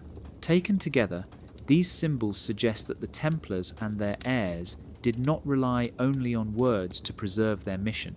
They embedded their memory in imagery, scattering clues across Europe like threads in a tapestry. Each bee carved into a stone lintel, each cross etched into a boundary marker, each compass rose on a chart, was a reminder, a breadcrumb pointing to the next safe haven. This is the hidden language of guardianship. It allowed knowledge to survive when documents were destroyed and confessions burned. It created a network not bound by borders but by symbols that anyone trained in the code could follow. To us, they seem like relics of superstition. To those who lived in the aftershocks of Black Friday, they were lifelines. And perhaps, if the Ark was truly among them, these symbols were the very map by which it was kept safe across the centuries. Across Europe, the ruins of Templar commanderies sit quietly in fields, forests, and villages. Their walls may be crumbling, their stones repurposed into farmhouses or barns, yet around them linger stories that seem strangely resilient. Farmers whisper of harvests spared when neighbouring lands were struck by blight. Sailors tell of storms that broke apart at the edge of Templar coasts, leaving their harbours untouched. Villages recall tales of mysterious lights, voices in the night, or sudden fortune that came without explanation. These are not miracles recorded by the Church or sanctified by saints. They are miracles without witnesses, legends that function less as proof of power and more as camouflage for something hidden. Take the story of a ruined Templar chapel in the Pyrenees. For centuries, locals claimed that the surrounding fields never failed to yield crops, even when drought ravaged the valley. Some said it was because the soil was blessed. Others whispered that something buried beneath the chapel radiated a force that protected the land. The legend became so entrenched that no one dared plough too close to the old foundations. In this way, the story itself became a shield. No farmer would dig for fear of breaking the spell, and if a relic lay beneath, it remained untouched. On the coasts of Portugal, sailors spoke of Templar fortresses where storms always seemed to break apart. Waves rose high offshore but calmed when they neared the harbour. For seafaring communities, such tales were lifelines, proof that the old knights had left behind more than stones. To outsiders, though, they sound like myths crafted to explain natural weather patterns. Yet these myths served another purpose. They reinforced the idea that the ruins were sacred, not to be disturbed, not to be dismantled. Again, the legend became camouflage, ensuring that curiosity never translated into excavation. In France, some villages spoke of lights seen near Templar towers on certain nights of the year, orbs that drifted like lanterns, shadows that moved though no one was there. Fear and awe mingled in equal measure. People avoided the ruins after dark, leaving them abandoned to silence. Whether these tales were born from imagination, ritual, or deliberate invention, they kept the ruins safe. What better way to protect a hidden chamber than to surround it with stories of ghosts or holy power? The persistence of these legends across Europe suggests intent. The Templars were masters of discipline and secrecy. It is not hard to imagine that after their fall, guardians encouraged such tales, knowing they would serve as shields stronger than stone. A miracle unrecorded by the Church could still protect a field, a harbour, or a ruin, because belief itself was enough to keep intruders away. Miracles without witnesses blur the line between folklore and strategy. They remind us that sometimes the greatest protection for a relic is not a wall or a sword, but a story that whispers of blessings too fragile to question, too sacred to disturb, and too strange to ever fully forget. The Ark of the Covenant is remembered as the most powerful relic of Scripture, yet, in history, it often appears not as a presence, but as an absence. It vanishes from the biblical record after the Babylonian conquest, leaving only questions in its wake. It does not appear in the New Testament, nor in the chronicles of the early church. For centuries, its silence has spoken louder than its story. This is the paradox that some guardians may have understood. The most effective way to protect the Ark was not to display it, not even to hide it, but to make it absent. Absence itself became the shield. Think of the psychology of pursuit. People crave what they can glimpse. A chest paraded through streets or whispered about in court would ignite endless wars. But a relic spoken of only in gaps, in rumours, in contradictions becomes untouchable. It turns into a ghost, something that draws attention but never long enough to be seized. The Guardians may have leaned into this principle. By never confirming its existence, by never allowing anyone outside the circle to see it, they transformed the Ark from an object of possession into a legend of speculation. Absence is a strange form of power. The Ark, unseen, could still shape politics, inspire crusades, and terrify rulers. Whispers that the Templars possessed it were enough to unsettle kings and make popes suspicious, yet no one could prove it, and so the Ark existed as a threat without form. Its very uncertainty kept it safe. To reveal it would have been to give it edges that enemies could attack. To let it remain absent meant it was everywhere and nowhere at once. This strategy echoes across philosophy. The unseen is often more powerful than the seen. A locked door in a ruin draws more curiosity than an open one. A gap in the chronicle invites more speculation than a full account. Guardians of the Ark may have understood this instinctively.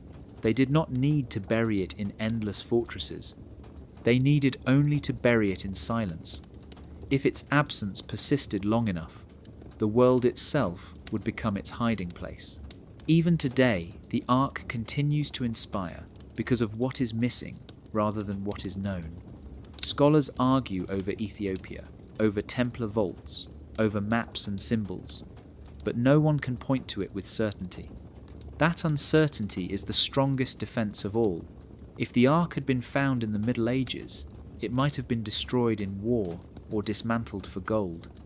If it had been paraded by kings, it would have become a political tool. Instead, it survived in whispers, a relic preserved not by stone walls, but by absence itself. The Ark as absence is more than a philosophical trick. It is perhaps the ultimate custodial strategy. By never allowing it to be found, its guardians ensured it could never be lost. Its silence became its fortress, and its disappearance became its greatest form of survival. History is often less about what is remembered and more about what is misplaced. The story of the Ark of the Covenant after the fall of the Temple is surrounded not just by legend, but by gaps, missing inventories, and archives that seem to close their doors just when the trail grows warm. From the scribes of Jerusalem to the monastic record keepers of Europe, there are moments when documents vanish, when codices are filed under the wrong shelf, when lists of relics appear incomplete. It is in these shadows that the possibility of the Ark lingers. The first great archival fog surrounds the Babylonian siege of Jerusalem in the 6th century before Christ. Chronicles speak of treasures carried away, but none list the Ark. Was it too sacred to be written down, or was it already gone? Later, when the Second Temple was built, no inventory mentions its return. The silence becomes its own kind of record, a blank space that suggests deliberate omission. Perhaps the scribes chose absence as protection, or perhaps the Ark was already hidden elsewhere. Fast forward to the Middle Ages, and the problem repeats. During the Crusades, relics from the East poured into Europe. Monasteries boasted inventories of bones, chalices, and fragments of the true cross. Yet within these detailed lists, there are curious gaps. Certain entries are described in vague terms: a chest of gold, an object of no name, a vessel sealed and never opened. These shadowed items are never explained, as if the archivist himself chose to blur the details. Were they ordinary treasures, or were they pieces of something greater, hidden under the guise of ambiguity? The Templars themselves kept records, seals, and charters, but after their suppression, in 1307, many of these documents vanished. Some were burned in trials, others locked away in Vatican vaults. What remains often raises more questions than it answers. A charter might refer to property in cryptic terms, or a seal might show a symbol with no explanation. It is as though the scribes wrote for two audiences, one who saw only land grants, and another who understood the code hidden in the margins. Even in later centuries, the fog continues. In the libraries of Europe, codices sometimes surface with marginal notes that hint at treasures once held and then lost. In Spain, a monastic catalogue described a chest brought from the east but gave no details of its contents. In Portugal, a record of the Order of Christ makes reference to sacred vessels transferred from Templar hands, but the list breaks off abruptly, as if a page was torn away. These small absences accumulate until they form a pattern too large to ignore. It is tempting to see conspiracy in every gap, but sometimes the truth hides in simple neglect. Papers are misfiled, monks make errors, wars scatter collections. Yet when the object in question is the Ark, every missing record feels heavy with possibility. The archivists of history, whether through accident or intention, have left a trail not of words but of silences. And in those silences the Ark remains, an unfiled relic of memory guarded not by walls but by the fog of archives that never quite reveal what they hold. The Middle Ages were built on uneasy alliances. Kings needed bishops to crown them, bishops needed knights to defend them, and knights needed monks to pray for their souls. But when it came to the Ark of the Covenant, or even the possibility of its rediscovery, these alliances cracked. Who would be allowed to hold the holiest thing on earth, a relic said to carry the very presence of God? The question was not simply about faith. It was about power. The Templars embodied this tension. They were monks and soldiers at the same time, sworn to poverty, chastity, and obedience, yet also wielding swords and commanding castles. They answered directly to the Pope, bypassing local bishops, which already bred resentment among the clergy. If they had uncovered the Ark, their dual nature would have made them both the most logical guardians and the most dangerous rivals. To the knights, the Ark might have been seen as a divine weapon, something to protect pilgrims and turn the tide of crusades. To the priests, it would have been seen as a relic of worship, too sacred to march into battle and too central to be left in the hands of soldiers. The divide between sword and stole was not just theoretical. Clergy often distrusted knights, viewing them as violent men dressed in piety. Knights in turn mistrusted priests, seeing them as men of words who lived in comfort while others bled. The Ark sharpened this divide to a single question of custody. If it existed, should it be locked within the sanctum of a cathedral under the eye of bishops, or should it be carried by the knights who had risked their lives to find it? Each side could argue divine authority. Each side could claim the right to stand closest to the relic. History shows glimpses of this rivalry. Clerical councils in the 12th and 13th centuries often debated the independence of military orders. Bishops complained that the Templars and Hospitallers operated like a church within the church, owning lands, collecting tithes, and refusing oversight. Behind these disputes lay a deeper fear that the orders might one day possess something greater than castles, something that would let them bypass the hierarchy entirely. The Ark would have been the ultimate nightmare for bishops, and the ultimate triumph for knights. Perhaps this is why silence surrounds the matter. If the Ark had been claimed openly, a schism could have torn Christendom apart. Better for the Church to deny its existence than to allow warriors to wield what should have belonged to priests. Better for the Templars to keep it hidden than to risk losing it to clerical hands that might lock it away forever. The knight and the priest stood on the same side of Christendom, yet divided by one relic that could never be shared. The tension between sword and altar, between battlefield and cathedral, may explain why the Ark vanished into silence. To reveal, it would have forced a choice between two powers, and neither was willing to yield. So the holiest thing remained unclaimed, preserved not in open custody, but in the shadows between soldier and cleric. Imagine a chamber lit only by torches, stone walls echoing with the sound of whispered prayers. In the centre stands a chest, perhaps shrouded in cloth, perhaps only a symbol of something greater. Around it gather men in cloaks, some marked with crosses, others with the robes of priests or monks. This is not a public liturgy, not a coronation or a mass. It is a ritual of transfer, a secret ceremony through which the guardianship of the Ark, or the knowledge of it, passed from one generation to the next. The medieval world thrived on ritual. Every oath, every knightly accolade, every sacrament was bound in gestures and words that carried meaning beyond the visible. If the Ark had to be entrusted across centuries, it would not have been done casually. It would have been formalized in secrecy, binding the living to the dead and the present to the past. Perhaps the chest was not even opened. To touch or see the Ark may have been forbidden. Instead, the guardians may have circled it, hands outstretched but never touching, pledging their lives to its concealment. The object itself mattered less in that moment than the vow that kept it safe. The transfer likely involved signs that would endure when words were forgotten. A certain prayer whispered in Latin, a gesture of tracing a circle within a square, or the passing of a symbolic key or seal. In some accounts of Templar rituals, initiates were given secret words known only to the inner circle. It is not hard to imagine that such words could be tied to the Ark, a password linking one guardian to the next. A ritual like this would ensure continuity, even if the order itself dissolved. The guardianship did not belong to the Templars alone. It could pass into the hands of another order, another brotherhood, another group bound by the same vow. The ritual may also have involved layers of deception.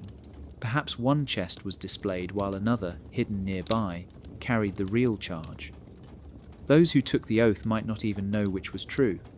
The ceremony itself became a veil, ensuring that only the highest custodians carried the knowledge, while others bore only the appearance of it. In this way, betrayal could never reveal everything. Over time, such ceremonies may have shifted in form. What began with knights in Jerusalem could later take place in a Portuguese monastery or a Scottish chapel. The words could change, the symbols could evolve, but the essence remained. The Ark, or the charge of protecting its memory, was never abandoned. It was handed down through ritual, solemn and unseen.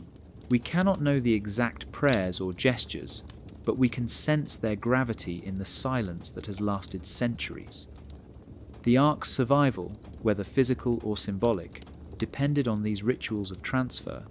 Each one stitched another thread into the hidden tapestry of guardianship. Each one ensured that what began on Mount Sinai could echo through the halls of Europe, carried not by armies or crowns, but by oaths spoken in shadow. The Ark of the Covenant has always invited pursuit, but in modern times the hunters have multiplied, and so have the traps. What was once whispered about in cloisters and castles became the obsession of governments, secret societies, and eventually television crews armed with cameras instead of swords. Yet despite the expeditions, the maps, and the radar scans, every search ends the same way, with drama but no certainty. The 20th century turned the Ark from relic into prize. The Nazis under Heinrich Himmler sent expeditions to Ethiopia and the Middle East, convinced that the Ark would confirm their twisted visions of heritage and power. In their ideology, relics were not just sacred objects, but tools of domination. Their agents prowled churches, interviewed monks, and sifted ruins. They returned with tales of guarded chapels and ancient scrolls, but no Ark. What they did leave behind was a trail of fear, convincing the world that even the most ruthless armies believed the Ark was more than myth. After the war, the Cold War added new hunters. Intelligence agencies worried that rival powers might stumble across a relic that could sway nations. Though it sounds like the plot of a novel, there were real reports of operatives dispatched to check ruins in Jerusalem or caves in North Africa. Each time the result was the same: rumours fed into classified files, but the Ark remained untouched, hidden either by chance or design. Then came the age of popular media. By the late 20th century, the Ark was not just the subject of scholarly debate, but the star of cinema. Films turned it into a weapon of light and fire, cementing it in the imagination of millions. This inspired a new wave of hunters, not kings or knights, but archaeologists, adventurers, and television producers. Crews descended into tunnels, carried cameras into Ethiopian churches, and broadcast theories to living rooms around the world. The search became spectacle. What once was whispered about in secret rituals became packaged into cliffhangers and season finales. But spectacle has its own trap. A relic wrapped in silence cannot be unveiled in a single episode or neatly revealed in a press conference. Every modern expedition ends with a locked door, a chamber that cannot be entered, or a discovery that promises much but confirms little. Perhaps that is the point. The Ark thrives in absence, and modern hunters, knowingly or not, only add to its aura. The more they seek, the less they find, and the more compelling the mystery becomes. This cycle of pursuit and disappointment raises a haunting possibility. The Ark may still exist, but the very act of searching for it ensures it will never be revealed. Each attempt strengthens the silence around it, weaving new layers of myth and distraction. The Nazis failed, the Cold War spies failed, and even the cameras fail. The Ark endures not because it is guarded by armies, but because it has become a story too powerful to resolve. Every search feeds the legend, and every trap keeps the truth hidden. For centuries, people have searched for the Ark of the Covenant in dusty parchments, hidden maps, and forgotten chambers. But what if the key was never written in ink at all? What if the clue was in music, in number, in the sacred proportions of sound? The medieval world believed that harmony was not just entertainment, but a reflection of the cosmos itself. To them, music and mathematics were two languages speaking the same truth. If the Ark were to be hidden, some whisper it was not concealed on paper, but encoded in the octave. The octave, the repeating pattern of notes that defined scales, was seen as divine. From the chants of monks to the geometry of cathedrals, its ratios were woven into the very fabric of worship. Builders of Gothic cathedrals carved stones according to the same proportions that produced harmony in music. A wall was not just raised for strength, but tuned for resonance. This belief that the universe was structured by number meant that any great secret could be concealed in ratios. The Ark, as the holiest object of all, may have been guarded by such a code. Consider the legends that surround Templar chapels with their strange acoustics. Some rooms were designed so that a single voice echoed like a choir, others so that a chord would resonate endlessly in the walls. Were these quirks of architecture, or were they deliberate attempts to hide meaning in sound? It is said that monks of certain orders sang chants whose syllables aligned not with words, but with numerical values. To those trained in the code, a hymn could be a map, the rising and falling notes tracing not just melody but direction. Numbers and harmonics also appear in the octagonal structures tied to the Templars. The number 8 itself symbolized renewal, eternity, and resurrection. It also corresponded to the octave, the completion of one cycle and the beginning of another.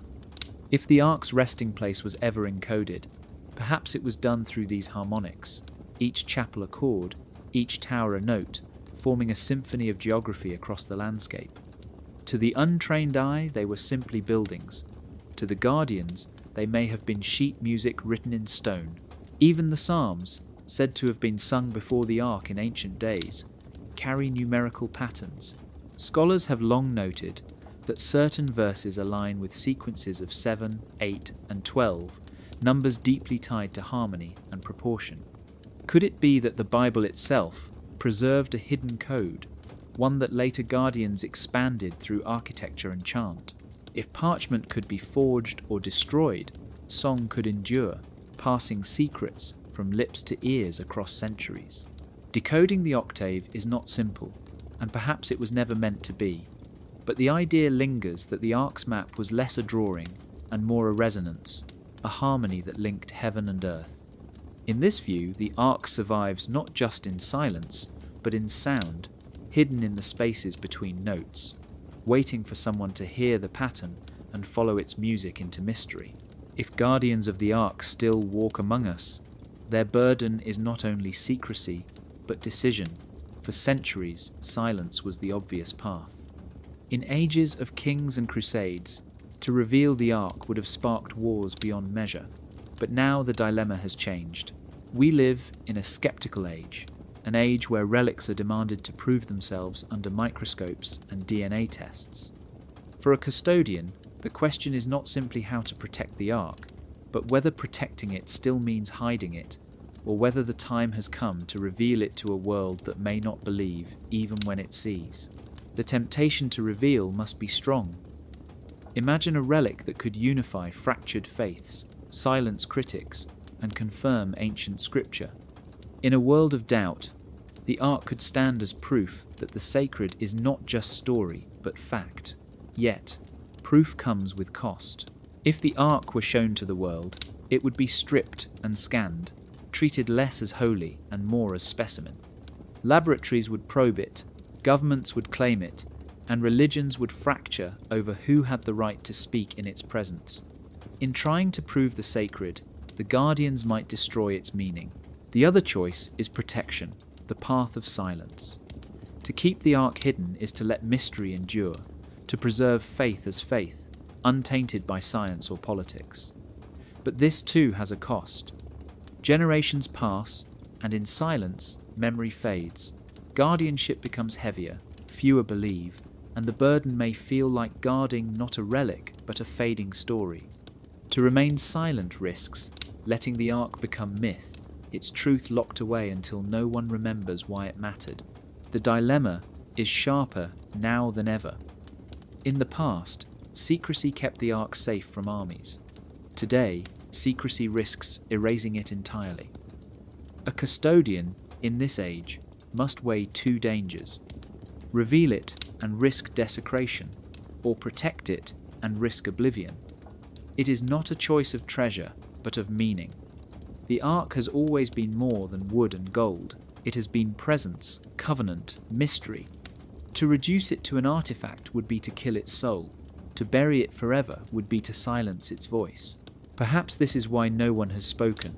Perhaps the guardians understand that the ark's power lies not in being possessed, but in being pursued. The mystery itself has kept faith alive in countless forms. It has inspired architecture, music, legend, and devotion. In revealing it, the guardians might end the story. In protecting it, they allow it to continue. The custodian's dilemma is not one of treasure, but of trust. Do you trust humanity to handle the sacred with reverence, or do you trust silence to preserve what humanity cannot yet bear? Either choice is a sacrifice. Either choice carries a cost. And so, perhaps, the ark remains hidden, not because it cannot be found, but because the Guardians still wrestle with the weight of that impossible decision. For centuries, the search for the Ark of the Covenant has been framed as a quest for an object, a chest lined with gold, carried by priests, feared by armies, and hidden by guardians. But another possibility whispers beneath the surface. What if the Ark was never only about wood and metal at all? What if the Templars and their heirs understood that the real treasure was not the relic itself, but what it represented? A theology of presence, a belief that the divine could dwell with humanity without being confined to stone or gold. This twin thesis, ark or archetype, confronts us with the unsettling idea that the greatest mystery may be both less and more than we imagine. In Scripture, the Ark was the meeting place between heaven and earth. It was where Moses heard the voice of God, where the tablets of the covenant were kept, where presence itself was believed to dwell. But by the time of the Second Temple, it had already vanished. And yet, worship continued, prayers rose, faith endured. This raises the question, was the Ark ever meant to be permanent, or was it always a symbol pointing to something beyond itself? The Templars, if they encountered the Ark, or even only the memory of it, may have realized this. Their architecture, with its strange proportions and echoes of Jerusalem, suggests more than the housing of treasure. It suggests an attempt to recreate presence, to make spaces where the holy could be felt even without the object itself. Perhaps they guarded not a box but a knowledge, the idea that presence was not confined to relics, but could be manifested in ritual, in number, in silence. If this was their theology, then their true treasure was not something that could be seized by Philip of France or displayed by a pope. It was something more dangerous, a belief that holiness was accessible outside the control of the church. The Ark as archetype threatened centralized authority because it suggested that the divine could appear anywhere, with anyone, without papal blessing or priestly mediation. To hold such an idea was to carry power greater than gold. Of course, the possibility of a physical ark still tempts the imagination. The thought of its golden lid, its carved cherubim, its raw force of legend is too powerful to ignore. Yet the persistence of the ark's story, even without evidence of the object, hints that the archetype is stronger than the artifact. People still speak of it because it fills a need. It promises that the sacred can break into the ordinary, that heaven can touch earth. That promise does not require wood or gold, it requires belief. Ark or archetype, relic or covenant, both remain possible. Perhaps the Templars held the object itself. Perhaps they held only the idea it carried. Either way, their treasure endured, not in vaults, but in memory, in symbols, in architecture, in the conviction that the divine presence still moves with humanity. And perhaps that was always the point. The Ark was never just a box, it was a door, and the treasure was not in possessing it, but in knowing what it meant. Every mystery eventually narrows to a final door. When it comes to the Ark of the Covenant, the door is not a single wooden plank or iron gate, but a metaphor for the last plausible location, the place where geography, history, and symbolism converge. Scholars and seekers alike have traced the Ark's trail across continents, but the threads begin to knot most tightly in a few select places, places that meet the criteria of secrecy, sanctity, and silence. The first criterion is geography. A final resting place for the Ark would need to be remote enough to avoid conquest, yet central enough to allow guardians access. Mountain strongholds, island fortresses, and hidden valleys fit this requirement. A site too obvious would invite invasion, but a site too obscure would risk being lost even to the custodians. The balance is delicate. In Europe, the rugged highlands of Scotland or the mountains of southern France offer landscapes where secrecy and accessibility could coexist. In Africa, the highlands of Ethiopia provide the same mixture of remoteness and centrality, a region both defensible and tied to ancient tradition. The second criterion is symbolic logic. The Ark was never just hidden, it was concealed in ways that carried meaning. octagonal chapels that mirrored the Holy Sepulchre, cathedrals dedicated to Mary Magdalene, and sites aligned with solstices all suggest that guardians chose places where the landscape itself became part of the message. A location without symbolism would feel empty. A place rich in sacred geometry or linked to biblical echoes would feel inevitable. Rosslyn Chapel, with its carvings of vines and hidden cubes of musical code, seems almost designed to hold a mystery. Likewise, the Church of St. Mary of Zion in Axum holds its silence like a fortress of faith, guarded not by walls but by tradition. The third criterion is why the door remains sealed. If the ark lies behind stone or beneath earth, it does so because the cost of opening it outweighs the reward. To unseal the chamber would invite not only discovery but desecration. Wars could erupt over possession. Faith itself could fracture under the weight of proof. Better to leave the door closed, guarded by silence, stories, and the fear of sacrilege. In some cases, the barrier is literal. Tunnels filled with rubble, vaults sealed with iron, or chambers beneath chapels forbidden by decree. In other cases, the barrier is cultural. A community that refuses access, a priesthood that vows secrecy, or a tradition so strong that outsiders dare not question it. The last door may never be opened in our time. It may remain sealed because the ark's power lies as much in its absence as in its presence. To open it would be to end the story. To keep it closed is to let the story live. And so, whether it lies in the Highlands, in a Scottish chapel, in a French valley, or beneath Ethiopian stone, the ark endures as the treasure that survives by remaining hidden. The last door stands, waiting, not to be forced, but to remind us that some mysteries are meant to remain sealed. The question has echoed for centuries. Were the Templars the last guardians of the Ark of the Covenant? To answer it requires looking beyond dates and battles, beyond the suppression of 1307 and the ashes of their order. Guardianship was never about a single group frozen in time. It was about a role, a duty that could shift, like a flame passed from candle to candle. The Templars may have carried it for a season, but the role itself could not die with them. Consider how their story ends. King Philip of France seizes their lands, the Pope condemns their order, and knights are burned as heretics. Yet no treasure is found. The vaults are empty, the ships vanish, and their symbols resurface in other places, other orders, other traditions. This is not the pattern of a line broken, but of a responsibility transferred. If the Ark, or even the memory of it, was their charge, then its guardianship did not end on Black Friday. It simply moved, quietly, to where it could survive. Guardianship has always been about adaptation. In ancient Israel, it was priests who bore the ark on poles, never touching it directly. In exile, it became the scribes and prophets who carried its memory in words when the object was gone. In the medieval world, it may have been knights, men who built fortresses and carved octagons into stone, turning presence into architecture. In later centuries, perhaps it passed into monastic orders or secret fraternities, disguised as ritual, song, or code. The guardianship is not bound to uniforms or banners.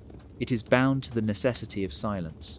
To think of guardianship as a role rather than a date also explains the ark's survival as story. If the ark had belonged to one order alone, it would have perished with that order. But because the role could migrate, the story persisted. In Ethiopia, it lived through priests. In Portugal, it lived through the Order of Christ. In Scotland, it whispered through stone carvings in Rosslyn. In archives, it lingered as omissions and gaps. Each age produced its own custodians, sometimes conscious, sometimes accidental, but always serving the same end, to keep the most dangerous truth safe. And what is that truth? Not only that a relic of wood and gold might still exist, but that its power lies in its ability to overturn authority. If the Ark were revealed, kingship, priesthood, and doctrine could be shaken. Guardians understood this, and so they chose silence over revelation. The Ark's greatest protection was not the strength of walls, but the strength of restraint. So were the Templars the last guardians? Perhaps they were only one link in a chain that stretches across millennia. The guardianship is less an order than a role, less a title than a vow. It continues wherever men and women choose silence over spectacle, presence over proof. The Ark endures because its guardians still walk, unseen, answering the question not by opening the door, but by keeping it closed.